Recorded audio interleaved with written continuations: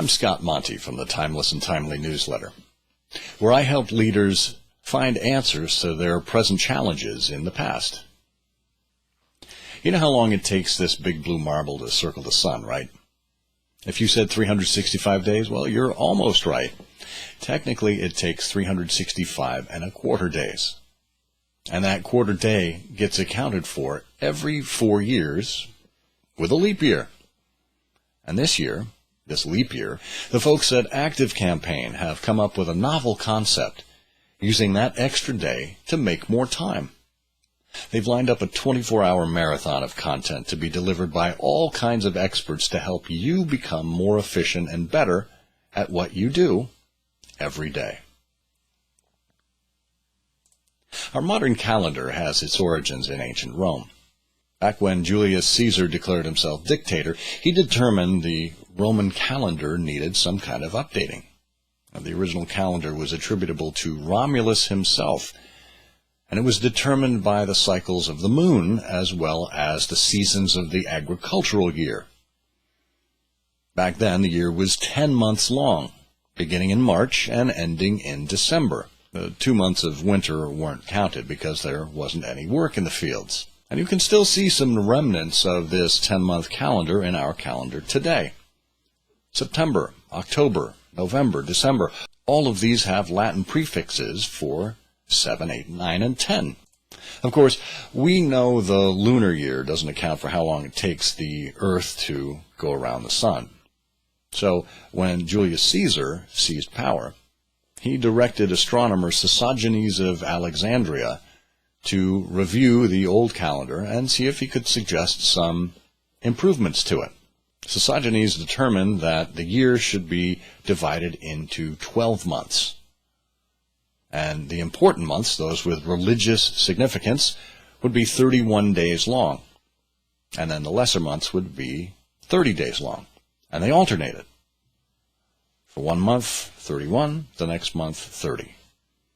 Well, you've probably noticed this in our modern calendar. September has 30 days, October 31, November 30, December 31. To account for the 365 days of the solar year, Sosigenes shortened February, one of the 30-day months, by 1 day. It was winter, after all. And every 4 years, February would have February 30th to account for the leap year. That's how the Julian calendar worked. But wait a minute, I hear you saying, we don't have February 30th anymore. Well, that's right. Giving the world a new calendar wasn't enough to save Julius Caesar, but to honor him in death, Romans named the month of Quintilis after him, July. And his successor, Augustus, wanted recognition as he began to build this massive Roman Empire, so he named the following month, Sextilis, after himself, August. Now, Sextilis, the month following Quintilis, or July, was one of those months that hadn't been reserved for any particular religious celebration.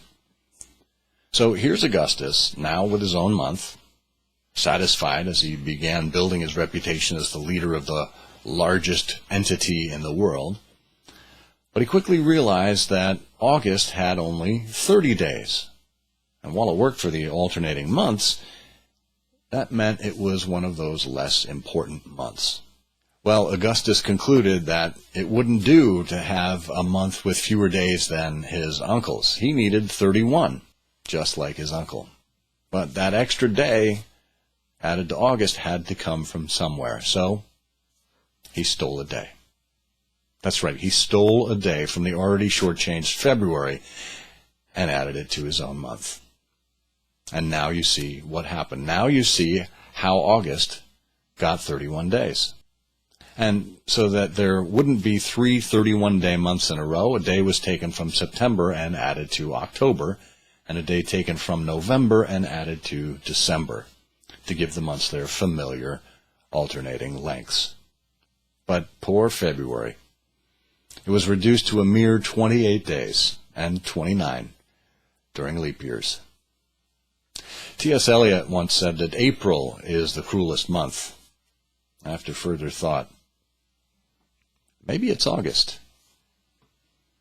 Anyway, we have an extra day in February this year. Let's make the best of it. I'm Scott Monty. There's so much to learn.